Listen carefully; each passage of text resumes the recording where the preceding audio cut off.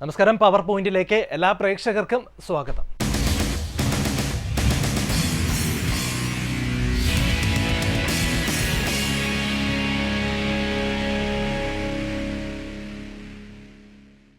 ഒരിടവേളയ്ക്ക് ശേഷം ഗവർണർ സർക്കാർ പോര് പുതിയ തലത്തിലേക്ക് എത്തുകയാണ്. രാജ്ഭവനിൽ കാവിക്കൊടിയേന്തിയ ഭാരതാംബയുടെ ചിത്രം പ്രതിഷ്ഠിച്ചതാണ് ഇപ്പോഴത്തെ പ്രധാന ചർച്ചാ വിഷയം. ഇതിൽ മുഖ്യമന്ത്രി കാണിച്ച മൗനം വലിയൊരു അടിസ്ഥാന കാരണമായി മാറിയെന്നാണ് പ്രതിപക്ഷത്തിന്റെ ആരോപണം. സത്യത്തിൽ ഭരണഘടനാ സ്ഥാപനങ്ങളെ രാഷ്ട്രീയവൽക്കരിക്കുന്നത് ശരിയോ? ഈ വിഷയമാണ് ഇന്ന് നമ്മൾ ചർച്ച ചെയ്യുന്നത്. നമ്മുടെ അതിഥികളായി ഇന്ന് നമ്മോടൊപ്പം ചേരുന്നത് കോൺഗ്രസ് പ്രതിനിധി അഡ്വക്കേറ്റ് തൗഫീഖ് രാജൻ, ഒപ്പം തന്നെ ഇടതു സഹയാത്രികൻ ശ്രീ രാധാകൃഷ്ണൻ ചെറുവല്ലി, BJP പ്രതിനിധി ശ്രീ ഗോകുൽ എന്നിവരാണ്. ആദ്യം BJP പ്രതിനിധി ശ്രീ ഗോകുലിലേക്ക് പോവുകയാണ്. ഗോകുൽ, വീണ്ടും ഒരു വിവാദം ഉണ്ടാവുകയാണ് രാജ്ഭവനുമായി ബന്ധപ്പെട്ട ഒരു കാര്യത്തിൽ. പ്രത്യേകിച്ച് ഭരണഘടനാ സ്ഥാപനമായ ഒരു സ്ഥലത്ത് കാവിക്കൊടിയേന്തിയ ഭാരതാംബയെ അവിടെ ആ ഒരു ചിത്രം പ്രദർശിക്കുന്നതുമായി ബന്ധപ്പെട്ടുള്ള വിവാദമാണ് ഇപ്പോൾ കത്തി നിൽക്കുന്നത്. എന്താണ് BJPക്ക് ഈ വിഷയത്തിലുള്ള വിശദീകരണം അല്ലെങ്കിൽ ന്യായീകരണം? ഇവിടെ കഴിഞ്ഞ കുറച്ച് നാളുകളായി ഗവർണറിൻ്റെ ഔദ്യോഗിക വസതിയും ഓഫീസും പ്രവർത്തിക്കുന്ന രാജ്ഭവന് കഴിഞ്ഞ കുറച്ച് വർഷങ്ങളായി തന്നെ കേരളത്തിലെ ഗവൺമെൻറ്റിൻ്റെ നേതൃത്വത്തിൽ, CPMൻ്റെ നേതൃത്വത്തിൽ ഒരു വിവാദ കേന്ദ്രമാക്കി മാറ്റാനുള്ള മനഃപൂർവ്വമായ ശ്രമമുണ്ട്. എന്ന് പറഞ്ഞാൽ കേരളത്തിൽ CPMും LDFും മുഖ്യമന്ത്രിയും മുഖ്യമന്ത്രിയുടെ ഓഫീസും അവരുടെ താൽപ്പര്യങ്ങളും സംരക്ഷിക്കാൻ നയപരമായോ ആശയപരമായോ കഴിയാത്ത ഒരു പ്രതിനിധിയാണ് കേരളത്തിൽ കഴിഞ്ഞ കുറേ നാളുകളായി.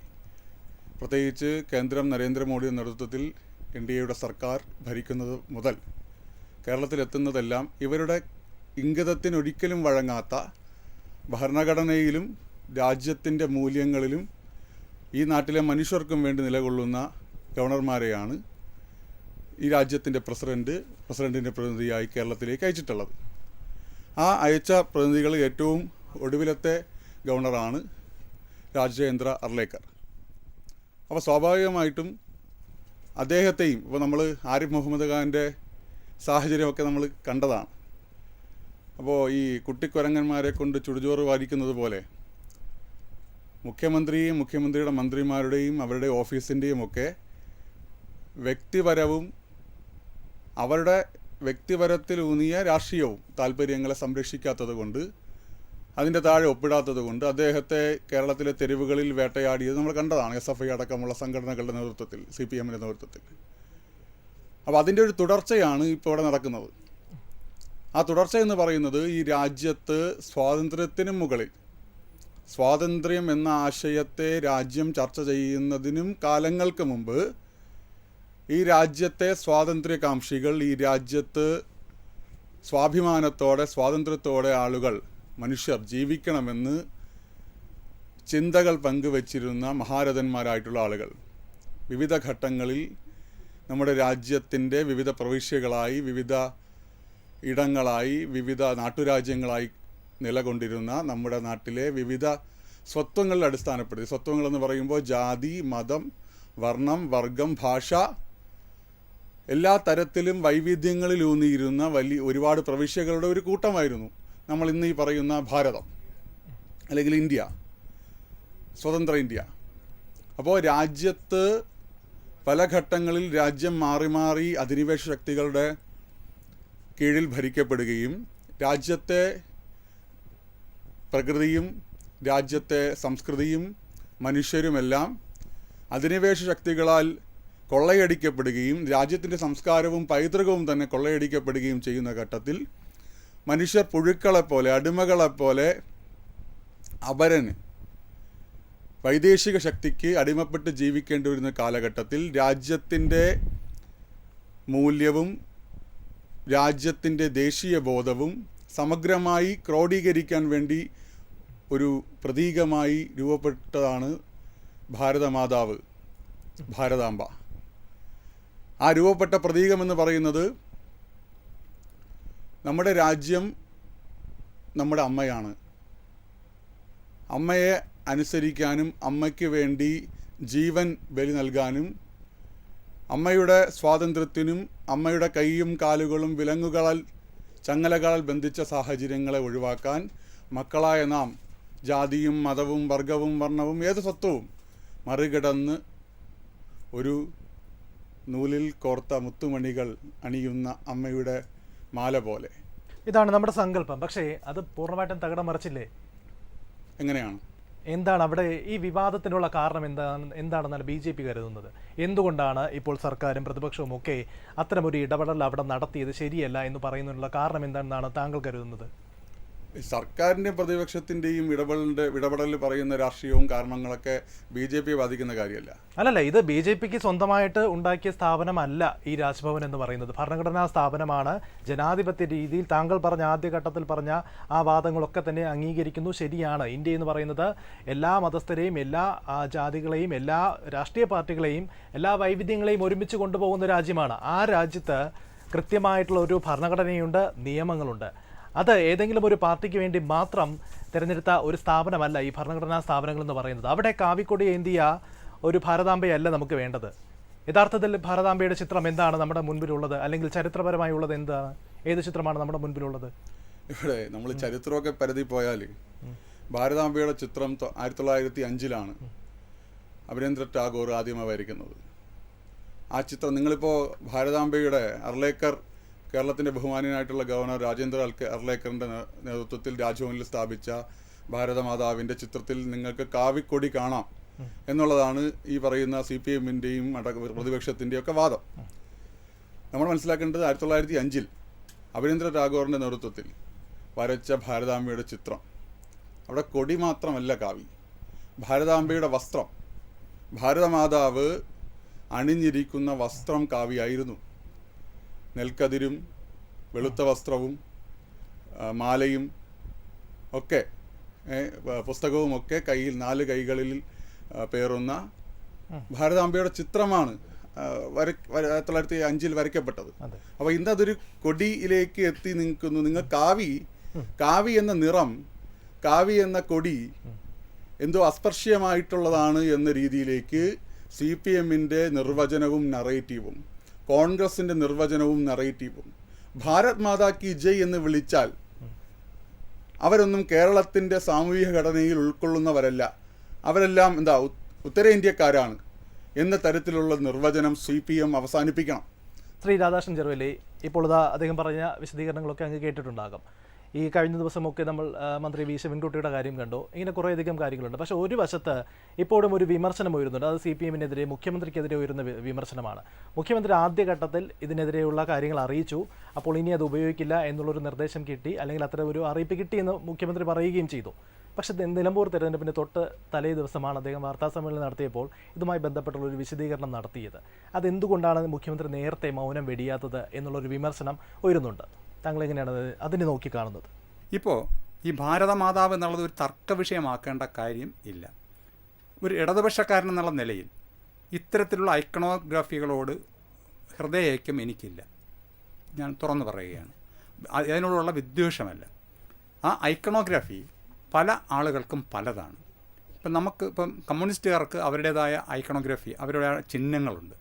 ഇവിടുത്തെ സമുദായ സംഘടനകൾ ഓരോന്നിൻ്റെയും അടയാളം നോക്കിയാൽ വ്യത്യസ്തങ്ങളാണ്. ഇന്ത്യയിൽ 100,000 ചിഹ്നങ്ങളുണ്ട്. അപ്പോൾ ഭാരതമാതാവ് എന്ന് പറയുന്ന ചിഹ്നം ചരിത്രപരമായി രൂപപ്പെട്ടതാണ്. എനിക്ക് യോജിപ്പുണ്ടോ ഇല്ലയോ എന്നുള്ളതല്ല, അത് രൂപപ്പെട്ട് വന്നു. നമ്മളെ സ്കൂളുകളിൽ, കലാലയങ്ങളിലും ടെക്സ്റ്റ് ബുക്കുകളിലുമൊക്കെ ഭാരതമാതാവ് എന്നൊരു സങ്കല്പം രൂപപ്പെട്ടു. അങ്ങനെ മഹാത്മാഗാന്ധിയുടെ നേതൃത്വത്തിൽ വാരണാസിയിൽ ക്ഷേത്രങ്ങൾ പോലും സ്ഥാപിച്ചു. അപ്പോഴൊക്കെ അത് രൂപപ്പെട്ട കാലത്തുള്ള ഭാരതമല്ല സ്വതന്ത്ര ഭാരതം. ഇപ്പോൾ നമ്മളെ മഹാഭാരതത്തിലെ ഗാന്ധാരദേശം എന്ന് പറയുന്നത് ഇന്ന് അഫ്ഗാനിസ്ഥാനിലാണ്. അഫ്ഗാനിസ്ഥാനും പാകിസ്ഥാനും ബംഗ്ലാദേശും നേപ്പാളും അടങ്ങുന്ന അഖണ്ഡ ഭാരതം എന്നുള്ളത് ഗോൾവൽക്കറുടെ ചിന്തയാണ്. ആ ഒരു അടയാളം, ആ ഒരു രാജ്യത്തിൻ്റെ ഭൂപടം, ഇന്ത്യ അംഗീകരിച്ചിട്ടില്ലാത്തൊരു ഭൂപടം വയ്ക്കുമ്പോൾ അത് സ്വാഭാവികമായും ഒരു അമിതമായ അധികാരപ്രയോഗത്തിൻ്റെ, അയൽ രാജ്യങ്ങളുടെ മാപ്പ് കൂടി സ്വന്തമാക്കുന്നതിൻ്റെ ഒരു ഇച്ഛ, ഒരു നാഷണലിസം അതിനകത്ത് ഒളിച്ചു വച്ചിട്ടുണ്ട്. അത് സംഘർഷത്തിൻ്റേതാണ്. മാത്രമല്ല, കാവിക്കൊടി ഒരു നിറത്തിനോടും എനിക്ക് പ്രത്യേക അലർജിയില്ല. ഞാൻ ഒരു ഇടതുപക്ഷക്കാരൻ നിലയ്ക്ക് കൊടികളോടല്ല, പക്ഷേ അതിനോടുള്ള രാഷ്ട്രീയത്തോടാണ്. ഒരു രാഷ്ട്രീയ പാർട്ടിയുടെ വിധ്വംസകമായ രാഷ്ട്രപിതാവിനെ വരെ കൊന്ന, ഇപ്പോഴും വർഗീയ കലാപങ്ങൾ സൃഷ്ടിച്ചുകൊണ്ടിരിക്കുന്ന, ദേശത്തിൻ്റെ സംസ്കാരത്തിൻ്റെ പേരിൽ അഭിമാനം കൊള്ളുന്നു എന്ന് പറയുന്ന ആ കക്ഷി അവരുടെ അടയാളമായി കാവി ഉയർത്തിയതോടുകൂടി ആ കാവിക്ക് നാളിതുവരെ ഉണ്ടായിരുന്ന പവിത്രത നഷ്ടപ്പെടുകയുണ്ടായി. നിങ്ങൾ ഒരു നിറത്തെ നിങ്ങളുടെ സ്വന്തം കാര്യങ്ങൾക്ക് വേണ്ടി ഉപയോഗിക്കുന്നതോടുകൂടി അതിൻ്റെ നിറം വേറൊന്നായി പോകുന്നു, പൊളിറ്റിക്കൽ കളറാകുന്നു. ആ പൊളിറ്റിക്കൽ കളറിനോടുള്ള വിദ്വേഷമാണ് കാവി എന്ന് പറയുന്ന നിറത്തിനോടുള്ളത്. കാവി പെർസേ കാവിയോടുള്ള വിദ്വേഷമല്ല, കാവിയെ റെപ്രസെൻ്റ് ചെയ്യിക്കപ്പെടുന്ന രാഷ്ട്രീയത്തോട് എതിർപ്പുണ്ട്. മാത്രമല്ല, ഈ ഭാരതാംബയിൽ എനിക്കൊന്നൊരു ചോദ്യങ്ങളുണ്ട്. എന്ന് തൊട്ടാണ് ഭാരത സ്ത്രീകൾ സാരി ധരിക്കാൻ തുടങ്ങിയത്? അതിപുരാതന കാലം മുതലേ സാരി ഉണ്ടോ? പിന്നൊന്ന്, വെളുത്ത ഭാരതമാതാവാണോ നിങ്ങൾ ഉദ്ദേശിക്കുന്നത്? എവിടെ നിന്നാണ് ഈ വെളുപ്പ് കടന്നു വന്നത്? ബ്രിട്ടീഷ് ദാസ്യത്തിൻ്റെ വെളുപ്പാണോ അത്? സർവാഭരണ വിഭൂഷിതയായ ഭാരതമാതാവ് പട്ടിണിപ്പാവങ്ങളെ റെപ്രസെൻ്റ് ചെയ്യുന്നുണ്ടോ? അത് ഈ രാജ്യത്തെ മതന്യൂനപക്ഷങ്ങളെ റെപ്രസെൻ്റ് ചെയ്യുന്നുണ്ടോ? അപ്പോൾ അങ്ങനെ ഈ പറഞ്ഞ ദുർഗാദേവിയുടെ ഛായയുള്ള ദുർഗാദേവിയോട് യാതൊരു വിദ്വേഷവുമില്ല. പക്ഷേ ദുർഗാദേവി പോലും അങ്ങനെ വ്യത്യസ്ത ആളുകളെ ആയിട്ട് കാണുമെന്ന് എനിക്ക് തോന്നുന്നില്ല. പക്ഷേ ദുർഗാദേവി എന്ന് പറയുന്ന സങ്കല്പം അത് ഒരു മതത്തിൻ്റെ സങ്കല്പമാണ്. ആ മതത്തിലുള്ളവർക്ക് ആ സങ്കല്പം വച്ച് പുലർത്താം. പക്ഷേ വേറെ ആളുകൾ അതിനെ കുമ്പിട്ട് കൊള്ളണമെന്ന് പറയുന്നത് ശരിയല്ല. അപ്പോൾ ഒരു മതേതര രാജ്യത്തിൽ ഒട്ടും ഉചിതമല്ലാത്ത തരത്തിൽ കേന്ദ്രത്തിൻ്റെ പിടി ഉണ്ട് എന്നുള്ളത് കൊണ്ടും താനൊരു രാഷ്ട്രീയക്കാരനാണെന്നുള്ള RSSകാരനാണെന്നുള്ള ധാർഷ്ട്യം ഒളിച്ചു വയ്ക്കാതെ കേരളത്തിൽ പരാജയപ്പെട്ടുകൊണ്ടേയിരിക്കുന്ന ഒരു ഐഡിയോളജിയെ താനിപ്പോൾ രക്ഷപ്പെടുത്തി കളയാം. തനിക്ക് ചുറ്റും ഒരു മതിൽക്കെട്ടുണ്ട്, പോലീസുണ്ട്, പട്ടാളമുണ്ട്, ഭരണഘടനാ സംരക്ഷണമുണ്ട്, എന്തും ചെയ്തു കളയാമെന്ന് വിചാരിച്ചാൽ എൻ്റെ പൊന്ന് ആർലേക്കറെ, ഇവിടെ താങ്കൾ ഒരു നടക്കി പോകില്ല കേരളത്തിൽ നിന്ന്. കാരണം ഇത് വേറൊരു മണ്ണാണ്. മുഖ്യമന്ത്രിയുടെ മൗനത്തെ പറ്റിയുള്ളത്, അതായത് മുഖ്യമന്ത്രിയും ഒരു ഭരണഘടനാ സ്ഥാപനമാണ്. പാർട്ടി സെക്രട്ടറിയെ പോലെ എപ്പോഴും രാഷ്ട്രീയ വിഷയങ്ങൾ, പ്രത്യേകിച്ച് ഭരണഘടനാ സ്ഥാപനങ്ങൾ തമ്മിൽ ഏറ്റുമുട്ടുന്നത് ഒരു ജനാധിപത്യത്തിന് ആരോഗ്യകരമല്ല.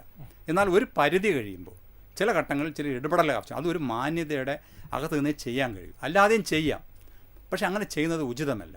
അപ്പോൾ ആദ്യം ഒരു മന്ത്രിയുമായിട്ടാണ് അദ്ദേഹം ആ പ്രശ്നം ഉണ്ടായത്. അത് കഴിഞ്ഞ് അദ്ദേഹം മന്ത്രി പറഞ്ഞതിനോട് യോജിപ്പുണ്ടെന്ന് മുഖ്യമന്ത്രി പറഞ്ഞു, അതിനപ്പുറത്തേക്ക് പോയില്ല. പക്ഷേ വീണ്ടും അതേ കാര്യം ആവർത്തിക്കുമ്പോൾ അത് ശക്തമായി പറയേണ്ടി വരും. പിന്നെ അത് പ്രക്ഷോഭങ്ങളായി കാര്യങ്ങളായി അത് മാറുകയാണ്. അപ്പോഴും മുഖ്യമന്ത്രി മിതത്വത്തോടെ പ്രതികരിച്ചാൽ മതി. അതാണ് ഭരണഘടനാപരമായ അദ്ദേഹത്തിൻ്റെ ഔന്നത്യം എന്നാണ് ഞാൻ കരുതുന്നത്.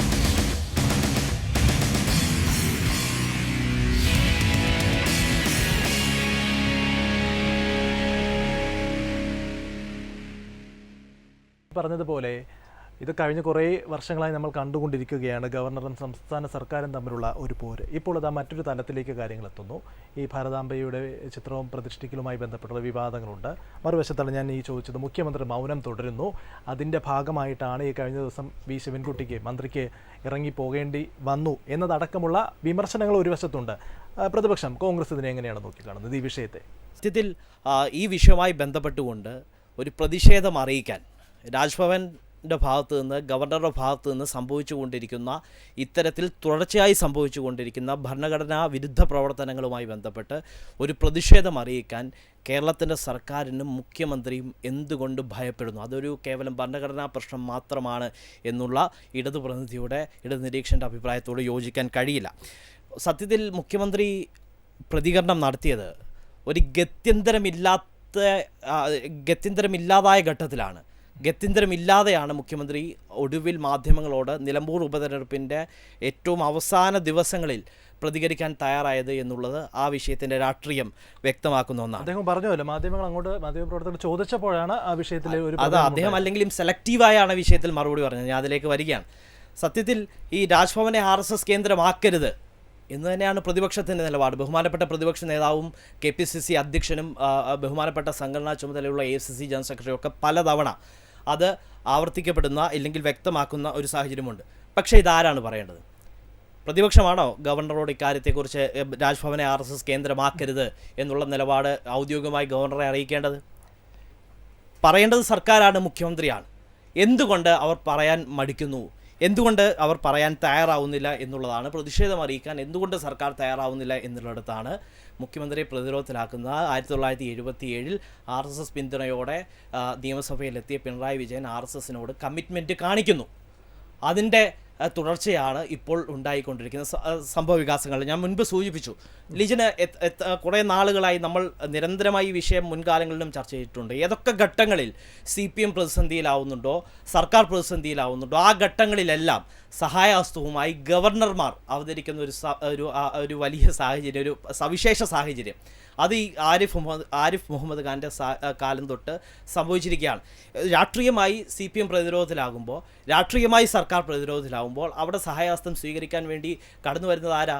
ഗവർണറായിരിക്കും, BJP ആയിരിക്കും. ഇവിടെ ഏറ്റവും പ്രധാനമായിട്ട് സൂചിപ്പിക്കാൻ ആഗ്രഹിക്കുന്നത്, ഇവിടെ ആദ്യമായി ഈ വിവാദം വന്നപ്പോൾ കൃഷിമന്ത്രി CPIയുടെ LDFിലെ രണ്ടാമത്തെ പ്രധാനപ്പെട്ട കക്ഷിയായ CPIയുടെ മന്ത്രി P പ്രസാദ് ആ ചടങ്ങ് പൂർണ്ണമായും ബഹിഷ്കരിച്ച് ഇറങ്ങിപ്പോകുന്ന ഒരു സാഹചര്യമാണ് ഉണ്ടായത്. ആ ചടങ്ങ് ബഹിഷ്കരിച്ചപ്പോൾ മുഖ്യമന്ത്രിയുടെ ഭാഗത്തു നിന്ന്, CPMൻ്റെ ഭാഗത്തു നിന്ന് എത്രത്തോളം ശക്തമായ പ്രതികരണമാണ് ഉണ്ടായത് എന്നുള്ളത് നമ്മൾ ചർച്ച ചെയ്യപ്പെടേണ്ട ഒരു പ്രധാനപ്പെട്ട കാര്യമാണ്. ശക്തമായ ഒരു പ്രതികരണവും, വേണ്ട വിധത്തിലുള്ള രാഷ്ട്രീയമായ ഒരു പ്രതികരണവും CPMൻ്റെ ഭാഗത്തു നിന്ന്, സർക്കാരിൻ്റെ ഭാഗത്തു നിന്ന് ഉണ്ടായിട്ടില്ല എന്നുള്ള വസ്തുതയാണ്. ഇന്നലെ മന്ത്രി V ശിവൻകുട്ടി അവിടേക്ക് കടന്നു വരുന്നു, പരിപാടിയിൽ പങ്കെടുക്കുന്നു, പ്രസംഗിക്കുന്നു, അതിനുശേഷം ബഹിഷ്കരിച്ചു എന്ന് പറഞ്ഞ് ഇറങ്ങിപ്പോകുന്നു. സത്യത്തിൽ എന്തൊരു നാടകമാണ് അരങ്ങേറിയത് എന്നുള്ളത് വലിയ രീതിയിൽ CPM രചിച്ച തിരക്കഥ, ആ തിരക്കഥയുടെ പ്രതിഫലനമാണ് ഇന്നലെ രാജ്ഭവൻ സാക്ഷ്യം വഹിച്ചതെന്ന് തന്നെ പറയേണ്ടി വരും. കാരണം ഏറ്റവും പ്രധാനമായി രാഷ്ട്രീയമായി വലിയ പ്രാധാന്യമുള്ള ഒരു ഉപതെരഞ്ഞെടുപ്പ് നിലമ്പൂരിൽ നടക്കുമ്പോൾ അതിൻ്റെ വോട്ടെടുപ്പ് ദിവസം, സുപ്രധാനമായ സമയം രാജ്ഭവൻ കേന്ദ്രീകരിച്ച് ഇത്തരത്തിലുള്ള ഒരു നാടകം അരങ്ങേറിയിട്ടുണ്ടെങ്കിൽ അത് CPM RSS ബന്ധത്തിൻ്റെ ഭാഗം തന്നെയാണ്. ഗോകുൽ ഇവിടെ പറഞ്ഞതുപോലെ പ്രതിപക്ഷം ചൂണ്ടിക്കാണിക്കുന്ന ഒരു കാര്യമുണ്ട്, ഇത് നിങ്ങൾ തമ്മിലുള്ള അവിശുദ്ധ കൂട്ടുകെട്ടിൻ്റെ ഒരു ഭാഗമാണ്, നാടകമാണ് എന്നുള്ളത്. മറ്റൊന്ന് ശ്രീ രാധാകൃഷ്ണൻ ചെറുവിൽ ചൂണ്ടിക്കാണിച്ചൊരു കാര്യമുണ്ട്, അതായത് ഈ സ്വാഭാവികമായും അതത് സംസ്ഥാനങ്ങളിൽ ഗവർണറായി നിയമിക്കുന്നത്, അയക്കുന്നത് കേന്ദ്രം ഭരിക്കുന്ന പാർട്ടിയുടെ അവർക്ക് വേണ്ടപ്പെട്ട അല്ലെങ്കിൽ അതുമായി ബന്ധപ്പെട്ട് നിൽക്കുന്ന ആളുകളാണ്. പക്ഷേ ഇവിടേക്ക് വരുമ്പോൾ അതൊരു ഭരണഘടനാ സ്ഥാപനമാണ്, ആ ഉത്തരവാദിത്വം നിറവേറ്റാനാണ് അദ്ദേഹത്തെ ഇങ്ങോട്ടേക്ക് പറഞ്ഞു വിടുന്നത്. ആ സമയത്ത് വ്യക്തി താല്പര്യമോ പാർട്ടി താല്പര്യമോ ആണോ അവിടെ പ്രാധാന്യം നൽകേണ്ടത്? ഈ രണ്ട് ചോദ്യങ്ങൾക്ക് അങ്ങേക്ക് മറുപടി പറയാം. ദേശീയ പ്രതീകങ്ങളെ, ഈ രാജ്യത്തിൻ്റെ പ്രതീകങ്ങളെയെല്ലാം തിരസ്കരിക്കുക എന്ന് പറയുന്നത് ഇടതുപക്ഷത്തിൻ്റെയും കമ്മ്യൂണിസ്റ്റുകളുടെയും സ്വഭാവ രീതിയാണ്. അവർ ആഗോള പൗരന്മാരായി ലോകത്തിൻ്റെ കാര്യങ്ങൾ ശ്രദ്ധിക്കുകയും ലോകകാര്യങ്ങൾ ചർച്ച ചെയ്യുകയും ചെയ്യാൻ ഭയങ്കരമായി വെമ്പലുള്ള ആളുകളാണ്. കാവിക്കൊടി എന്ന് മുതലാണ് ദേശീയ പ്രതീകമായി RSSന്റെ പ്രത്യേകമായി RSSന് എന്താ കാവിക്കൊടി പ്രത്യേകിച്ച്? അതാണ് ഞാൻ ചോദിച്ചത്. അങ്ങനെയാണെങ്കിൽ നിങ്ങൾ എന്തിനാ കാവിയും RSS? അങ്ങനെയാണെങ്കിൽ നിങ്ങൾ എന്തുകൊണ്ടാണ് അവിടെ ദേശീയ പതാകയുള്ള ഭാരതാംബയെ അല്ലല്ല ദേശീയ പതാകയുള്ള ഭാരതാംബയെ അവിടെ പ്രതിഷ്ഠിച്ചില്ല? എന്തുകൊണ്ട്? താങ്കൾ അങ്ങനെ ഈ പറയുന്ന നിറമാണ് പ്രശ്നമെങ്കിൽ അവരുടെ പ്രതിഷ്ഠിച്ച ഭാരതാംബ എന്ന് പറയുന്നത് ദേശീയതയുടെ തന്നെയാണ്, ഭാരതത്തിന്റെ തന്നെയാണ്. എന്തുകൊണ്ട് ഇന്ത്യൻ പതാക? നിങ്ങൾ പറഞ്ഞോണ്ടെങ്കിൽ ഞാൻ ചോദിച്ചത് എന്തുകൊണ്ട് ഇന്ത്യൻ പതാക വന്നില്ല അവിടെ? ദേശീയ പതാക എന്തുകൊണ്ട് അവിടെ ഉപയോഗിച്ചില്ല? ഈ സംസ്ഥാനത്തിന്റെ ഗവർണർ രാജേന്ദ്ര അർലേക്ക പ്രതിഷ്ഠിച്ചത് കാവിക്കൊടി കയ്യിലേന്തിയ ഭാരതാംബയുടെ പതാക തന്നെയാണ്. എനിക്ക് പറയട്ടെ. അദ്ദേഹം അതിനെ പ്രതീകാത്മകമായി അതിനെ മുന്നോട്ട് വെച്ചെന്ന് പറയുന്നത്, ഈ രാജ്യം പറഞ്ഞില്ലേ, ഈ രാജ്യത്ത് ഭാരതാംബ എന്ന പ്രതീകം ഉണ്ടായി വരുന്ന ഘട്ടത്തിൽ ഭാരതാംബയുടെ വസ്ത്രം തന്നെ കാവ്യമായിരുന്നു. ആ വസ്ത്രത്തിന്റെ മൂല്യവും ആ വസ്ത്രത്തിന്റെ പ്രതീകവും എല്ലാം ത്യാഗവും സമർപ്പണവും ദേശീയ ബോധവുമാണ്. ഒരിക്കൽ നമ്മുടെ സ്വാമി വിവേകാനന്ദനും നമ്മുടെ അമേരിക്കയിലേക്ക് സഞ്ചാരം നടത്തുമ്പോൾ ഒരു മാധ്യമപ്രവർത്തകൻ ചോദിക്കുന്നുണ്ട്, നിങ്ങൾ വളരെ ചെറുപ്പമാണല്ലോ, ചെറുപ്പക്കാരനായ നിങ്ങൾ ഒരു സന്യാസിയുടെ, വളരെ വയസ്സനായ ഒരു സന്യാസിയുടെ കാവ്യവസ്ത്രം ധരിക്കുന്നത് എന്തിനാണെന്ന് വിവേകാനന്ദനോട് ചോദിക്കുമ്പോൾ വിവേകാനന്ദൻ പറയുന്നുണ്ട്, ഇതെൻ്റെ രാജ്യത്തിൻ്റെ, എൻ്റെ മാതൃഭൂമിയുടെ നിറമാണ്, ഇതെൻ്റെ മണ്ണിൻ്റെ നിറമാണ്. ഞാൻ ഈ കാവ്യവസ്ത്രം ധരിക്കുന്നത് ഞാൻ എൻ്റെ ജീവനും ജീവിതവും എൻ്റെ നാടിനും എൻ്റെ മണ്ണിനും എൻ്റെ ഭാരതത്തിനും വേണ്ടി ആത്മസമർപ്പണം നടത്തുന്നതിൻ്റെ പ്രതീകമാണ് എന്ന് വിവേകാനന്ദൻ തന്നെ പറഞ്ഞു വെക്കുന്നുണ്ട്. അപ്പോൾ നിങ്ങൾ കാവ്യയെയും RSSനെയും ഒക്കെ തിരസ്കരിക്കപ്പെടേണ്ടതാണ്, സംഘപരിവാർ സംഘടനകൾ തിരസ്കരിക്കപ്പെടേണ്ടതാണ്, അവരെല്ലാം സമൂഹത്തിൽ നിന്ന് മാറ്റപ്പെടേണ്ടതാണ് എന്ന കേരളത്തിലെ CPMൻ്റെയും കോൺഗ്രസിൻ്റെയും ഒരു നിർവചനത്തെ മാധ്യമങ്ങൾ ഏറ്റുപിടിക്കുന്നത് ശരിയായിട്ടുള്ള നിലപാടല്ല. രാജ്ഭവനുള്ളിൽ കാവിക്കൊടിയും ഭാരതാംബയുടെ ചിത്രവും ഒക്കെ CPMന് അസ്പർശ്യമായി മാറിയതും CPMും ഇടത് സർക്കാരും അതിനെയെല്ലാം രാഷ്ട്രീയ ആയുധമാക്കി മാറ്റിയതും നിലമ്പൂർ തിരഞ്ഞെടുപ്പിൻ്റെ പശ്ചാത്തലത്തിനാണെന്ന് പൊതുസമൂഹം മനസ്സിലാക്കുന്നുണ്ട്. അവിടെ RSSനെയും അല്ലെങ്കിൽ BJPയെയും ഭാരതത്തെയും ഭാരതത്തിന്റെ മാതാവിനെയും തെറി പറഞ്ഞാൽ അല്ല, 10 വോട്ട് കൂടുതൽ കിട്ടുമെന്ന് എന്ന വർഗീയ കാർഡ് ഇറക്കുകയാണ്. വർഗീയ കാർഡ് ഇറക്കുകയാണ് CPM. ഏത് പാർട്ടിയാണെങ്കിലും വർഗീയ കാർഡ് രീതിയിലുള്ള പരാമർശമില്ല. കാരണം ഭാരതമാതാവിനെ ആരും തെറി പറഞ്ഞിട്ടില്ല, ഇപ്പോഴും ആരാണ് പറഞ്ഞത്? അത് ആരുടെ ചിത്രമാണ്? എന്ത് ചിത്രമാണ്? നിങ്ങൾ ആർക്കെ എടുത്തു നോക്കൂ. ജയ്ഹിന്ദിന്റെ ആർക്കെ എടുത്തു നോക്കൂ. അല്ല, എന്ത് യോഗ്യത പറയട്ടെ, എന്ത് യോഗ്യതയാണ് വി ശിവൻകുട്ടി എന്ന് പറയുന്ന കേരളത്തിന്റെ ഈ പറയുന്ന തൊഴിൽ വകുപ്പ് മന്ത്രിക്ക് ഉള്ളത്, അല്ലെങ്കിൽ വിദ്യാഭ്യാസ വകുപ്പ് മന്ത്രിക്ക് ഉള്ളത്? ഭരണഘടനാ സ്ഥാപനമാണ് എന്നൊക്കെ വലിയ വായിൽ വർത്തമാനം പറയാൻ നമ്മൾ കണ്ടതല്ലേ ഇതേ ശിവൻകുട്ടിയുടെ നേതൃത്വത്തിൽ? ഞാൻ പറയട്ടെ, അല്ലല്ല, ഈ ഭരണഘടന, ഈ രാജ്യത്തെ ഏറ്റവും പ്രധാനപ്പെട്ട ഭരണഘടനാ സ്ഥാപനം കേരളത്തിന്റെ നിയമസഭയെ ഒരു പെരിച്ചാഴി തോണ്ടുന്നത് പോലെ തോണ്ടിക്കുളമാക്കിയ ഒരു മന്ത്രി ഭരണഘടനാ സ്ഥാപനം എന്ന് വാക്ക് പറയാൻ പോലും, ഭരണഘടന എന്ന വാക്ക് പറയാൻ പോലും യോഗ്യതയില്ലാത്തൊരു മന്ത്രി ഇവിടെ വന്ന് ഭരണഘടനാ സ്ഥാപനങ്ങളുടെ സംരക്ഷണത്തിന് വേണ്ടി വർത്തമാനം പറയുകയാണ്. ഭരണഘടനാ സ്ഥാപനത്തെ അവഹേളിച്ചു എന്ന് പറഞ്ഞ് നിങ്ങൾക്ക് എന്തുമാകാം എന്നുള്ളതാണോ നിങ്ങളുടെ? അതാണ് ചോദ്യം. ഈ ഭരണഘടനാ സ്ഥാപനം അങ്ങനെ ആയിരിക്കണം. ഭാരതത്തിന്റെ ഭരണഘടനയ്ക്കുള്ളിലല്ല ഭാരതം ഭരണഘടനയ്ക്കുള്ളിലല്ല, ഭാരതത്തിൻ്റെതാണ് ഭരണഘടന. മനസ്സിലായില്ലേ? ഭാരതത്തിന്റെ മുകളിലാണ് ഭരണഘടന, ഭാരതത്തിൽ ഉൾച്ചേരുന്നതാണ് ഭരണഘടന. അല്ലെങ്കിൽ ഭരണഘടനയ്ക്കുള്ളിൽ ഭാരതത്തിന്റെ സംസ്കൃതിയുണ്ട്. ആരുടെ ഭാരതത്തിനെ പറ്റിയാണ് അദ്ദേഹം സംസാരിക്കുന്നത്? ആരുടെ ഭാരതത്തെ പറ്റിയാണ് സംസാരിക്കുന്നത്? കൃത്യമായി ഈ നാട്ടിൽ ജീവിച്ച് ജനിച്ച് ഈ നാട്ടിന്റെ സംസ്കൃതിയെയും പൈതൃകത്തെയും നാട്ടിന്റെ ദേശീയതയെയും ഈ നാട്ടിലെ എല്ലാ തരത്തിലുമുള്ള ദേശബോധത്തെയും ഉൾച്ചേരുന്ന സകലമാന ജാതി മത വർഗ വർണ്ണത്തിൽപ്പെട്ട മനുഷ്യന്റെ ഭാരതത്തെ കുറിച്ച് തന്നെയാണ്. അങ്ങനെയാണെങ്കിൽ അവിടെ നിങ്ങൾക്ക് ആ കാവിക്കൊടി ഏന്തിയ ഭാരതമാതാവിനെ പ്രതിഷ്ഠിക്കാൻ എന്താ നിങ്ങൾ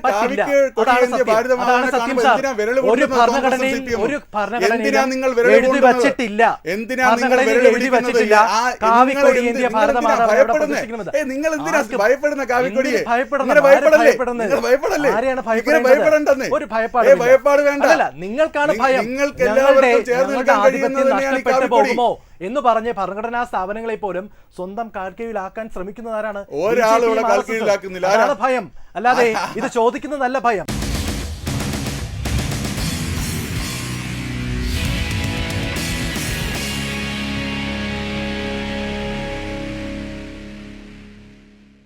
അദ്ദേഹം പറഞ്ഞ കുറേ കാര്യങ്ങളുണ്ട്. അങ്ങേ വേഗം ഇവിടെ ഒരു പ്രധാനപ്പെട്ട കാര്യം, ഈ കാവിക്കൊടിയും ഭാരതാംബയും ഇമേജൊക്കെ രൂപപ്പെട്ടു വന്നൊരു ഘട്ടമെന്ന് പറയുന്നത് ഈ ബങ്കിംചന്ദ്ര ചാറ്റർജിയുടെ ആനന്ദമഠം എന്ന് പറയുന്ന നോവലിൻ്റെ പശ്ചാത്തലമാണ്. അത് 1760 മുതൽ 1770 വരെ നീണ്ടുന്ന സന്യാസി കലാപകാലത്താണ് അന്ന് മുസ്ലിം വിരുദ്ധമായിട്ട് ഈ ഒരു ചിഹ്നം രൂപപ്പെടുത്തിയെടുത്തത്. അപ്പോൾ അന്ന് തന്നെ ഇവർ ഉയർത്തിക്കൊണ്ടുവന്ന അന്നത്തെ ഹിന്ദു പുനരുദ്ധാരണവാദികൾ ഉയർത്തിക്കൊണ്ടുവന്ന അടയാളത്തിൽ ഒരു പ്രത്യേക മതത്തിൻ്റെ ദൈവസങ്കല്പത്തെയും അവരുടെ ഐക്കണോഗ്രഫിയെയും ചേർത്ത് വയ്ക്കുകയും അത് ക്രമേണ വികസിക്കുകയാണുണ്ടായത്. അത് ഭാരതത്തിലെ എല്ലാ മനുഷ്യരെയും, കറുത്ത മനുഷ്യരെയും ഇതര വാഴ്വുള്ളവരെയും ഒന്നും ഉൾക്കൊള്ളുന്നില്ല. അതുകൊണ്ടാണ് രവീന്ദ്രനാഥ ടാഗോർ വളരെ കൃത്യമായി പറഞ്ഞത്, നമ്മുടെ മാതാവ് എല്ലാവരെയും ഉൾക്കൊള്ളാവുന്ന ഒരു മാതാവായിരിക്കണം.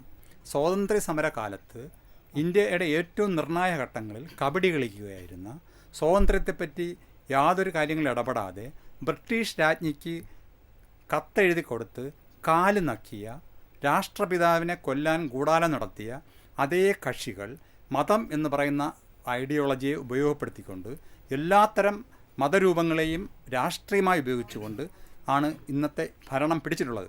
ഇവരിപ്പോൾ എല്ലാവരും വിരട്ടുകയാണ്. ഇവരുടെ കാവി കണ്ടാൽ ആളുകൾ പേടിച്ചു എന്ന് പറയാണ്. ഒരു പേടിയുമില്ല സുഹൃത്തെ, ഇത് ഇന്ത്യയാണ്, എല്ലാ വർണ്ണങ്ങളുമുള്ള ഒന്ന്. ഇത് ഏത് ഘട്ടത്തിലും മൂലയ്ക്കിരുത്താവുന്ന ശക്തി തന്നെയാണ്. അതിനുള്ള ശക്തമായ കാര്യം രൂപപ്പെട്ട് വരും. പിന്നെ ഒരു കാര്യം കൂടി ഞാൻ പറഞ്ഞ് അവസാനിപ്പിക്കാം. പിണറായി വിജയന് എന്തോ പേടിയുള്ളത് കൊണ്ടാണ് അദ്ദേഹം ഈ അടിയന്തരാവസ്ഥ ഇന്ദിരാഗാന്ധിയുടെ അടിയന്തരാവസ്ഥ കഴിഞ്ഞിട്ട് ജനതാ പാർട്ടി രൂപീകരിച്ചതും ജനതാ പാർട്ടിക്ക് ജനസംഘവും സോഷ്യലിസ്റ്റുകളും ഉണ്ടായിരുന്നതും ആ സംയുക്ത രൂപത്തിനോട് രാഷ്ട്രീയമായി പ്രതികരിക്കേണ്ടി വന്നിട്ടുള്ളതുമാണ്. ഒരു ഘട്ടം കഴിഞ്ഞപ്പോൾ ജനതാദളും ജനതാ പാർട്ടിയും തമ്മിൽ വേറിട്ടൊരു ഘട്ടവും ഉണ്ടായി. ആ ഒരു യോജിച്ചിരുന്ന ഘട്ടം അത് ജനതാ പാർട്ടിക്ക് അത് രണ്ടും ഉൾക്കൊണ്ടിരുന്ന കാലത്ത് തീർച്ചയായും സ്ഥാനാർത്ഥികൾക്ക് പിന്തുണ കൊടുത്തിട്ടുണ്ട്. അന്ന് RSSനല്ല പിന്തുണ, BJPക്ക്. അത് പറയുകയാണെങ്കിൽ ഡോക്ടർ മാധവൻകുട്ടിക്ക് RSSന്റെ സ്ഥാനാർത്ഥിയായി നിന്ന് മത്സരിച്ചിട്ടുള്ള മോഡലുണ്ട്. അവസാനമായി ചുരുങ്ങിയ വാക്കുകൾ രണ്ടുപേർക്കും വളരെ കൃത്യമാണ്. ഇവിടെ ഈ ഭാരതാംബ കൺസെപ്റ്റിന് അതിനാരും എതിരാണ് എന്ന് വരുത്തി തീർക്കാനുള്ള RSSന്റെ തന്ത്രം വിജയിക്കില്ല. കാരണം ഭാരതാംബ കൺസെപ്റ്റിന് ആരും എതിരല്ല, ആ ആശയത്തോട് ആരും തന്നെ എതിർപ്പ് പ്രകടിപ്പിച്ചിട്ടുമില്ല എന്നുള്ളത് ഏറ്റവും വസ്തുതയാണ്. ഇന്ത്യയുടെ ഒരു നാഷണലിസവും ഒരു ഐക്യവും ഇതിനെയൊക്കെ ക്രോഡീകരിച്ച് നിൽക്കുമ്പോൾ ഭാരതാംബ കൺസെപ്റ്റിനെ, ഭാരത് മാതാ കൺസെപ്റ്റിനെ ഒരു കോൺഗ്രസ് പ്രവർത്തകൻ എന്നുള്ള നിലയിൽ ഞാനടക്കമുള്ള ആളുകൾ ബഹുമാനിക്കുന്നുണ്ട്. പക്ഷേ ഇവിടെ RSS ചെയ്യുന്നത് ആ കൺസെപ്റ്റല്ല. അവർ അതിനപ്പുറത്തേക്ക് ചില സ്വാർത്ഥ താല്പര്യങ്ങൾക്ക് വേണ്ടി അവർ ഒരു ഹൈപ്പർ നാഷണലിസം സൃഷ്ടിക്കുകയാണ്. അത് തങ്ങളുടെ സ്വാർത്ഥ താല്പര്യം സംരക്ഷിക്കാൻ അവരുടെ ചില അജണ്ടകൾ അടിച്ചേൽപ്പിക്കാനുള്ള നയത്തിൻ്റെ ഭാഗമാണ് എന്ന് തന്നെ പറയേണ്ടതായിട്ട് വരും. ഇവിടെ പിന്നെ ഈ സംശുദ്ധമാണ് CPM BJP ബന്ധത്തിൽ CPMന്റെ ഇടപെടൽ, മുഖ്യമന്ത്രി അതുകൊണ്ടൊക്കെയാണ് മിണ്ടാതിരിക്കുന്നത്, ചരിത്രത്തിൽ RSSുമായി CPMന് യാതൊരു ബന്ധമില്ല എന്നൊക്കെ പറയുന്നത് ശുദ്ധ അസംബന്ധം എന്ന് തന്നെ പറയേണ്ടതായിട്ട് വരും. ഇവിടെ അദ്ദേഹം പറഞ്ഞു എങ്കിൽ 1989 ഈ പറഞ്ഞ കാലങ്ങളെല്ലാം കഴിഞ്ഞ് ജനതാ പാർട്ടിയും സോഷ്യലിസ്റ്റും എല്ലാം പിരിഞ്ഞ ശേഷം 1989 ഈ കോൺഗ്രസിനെ അട്ടിമറിക്കാൻ CPM നേതാക്കൾ VP സിംഗിനോടൊപ്പം ചേർന്ന് നിന്ന് പ്രവർത്തിച്ചതൊന്നും ചരിത്ര സത്യം. ആ കാര്യങ്ങളൊന്നും മറന്നുപോകില്ല. അപ്പം ജ്യോതി ബസുവും EMSും ഒക്കെ അദ്വാനിക്കും വാജ്പേയിക്കും ഒപ്പം നിൽക്കുന്ന ചരിത്രം ഇല്ലെങ്കിൽ അതിന്റെ ആ ചിത്രമൊന്നും നമ്മൾ മറന്നു പോകില്ല. സ്വാഭാവികമായിട്ടും അതല്ല മാറി ചരിത്രമൊന്നുമില്ല. അപ്പൊ സ്വാഭാവികമായിട്ടും ഇവർക്ക് ഒരു അഡ്ജസ്റ്റ്മെന്റ് രാഷ്ട്രീയമുണ്ട്. ആ അഡ്ജസ്റ്റ്മെന്റ് രാഷ്ട്രീയത്തിന്റെ ഒരു അമേരിക്കൻ സാമ്രാജ്യത്തിന്റെ ഒരു പ്രശ്നമില്ല. ഇവിടെ തമ്മിലുള്ള ബന്ധം കുറെ കാലങ്ങളായി തുടരുന്നതാണ്. അതിന്റെ ഫൈനൽ എഫക്റ്റ് ആണ് CPM പ്രതിരോധത്തിലായ ഘട്ടത്തിലാണ് സ്വാഭാവികമായിട്ടും ഇതിൽ ഏറ്റവും കൂടുതൽ സംസാരിച്ച് നമ്മൾ ഏറ്റവും കൂടുതൽ അങ്ങനെയാണ് സംസാരിച്ചത്. ഇവിടെ സ്വാഭാവികമായിട്ടും അങ്ങനെയാണ് നമ്മുടെ കറക്റ്റ് കൃത്യമായി കാര്യങ്ങൾ പറയാൻ നിങ്ങൾ പല മറുപടി എനിക്ക് കിട്ടിയതുമില്ല. ഞാൻ ചോദിച്ചത് ഞാൻ ആഗ്രഹിക്കുന്ന മറുപടിയല്ല, പക്ഷേ അതൊന്നായാലും എനിക്ക് വേണ്ട, അതല്ല ഞാൻ വേണ്ട. ശരി എന്തായാലും നമ്മുടെ സമയം പൂർണ്ണമാവുകയാണ്. സ്വാഭാവികമായും ഭരണഘടനാ സ്ഥാപനങ്ങൾ ഒരു രാഷ്ട്രീയ പാർട്ടിയുടെയും ചട്ടുകമാകരുത് എന്നുള്ളതാണ് പൊതുവികാരം. ഈ ചർച്ച പൂർണ്ണമാവുകയാണ്. ജയ് ഹിന്ദ്.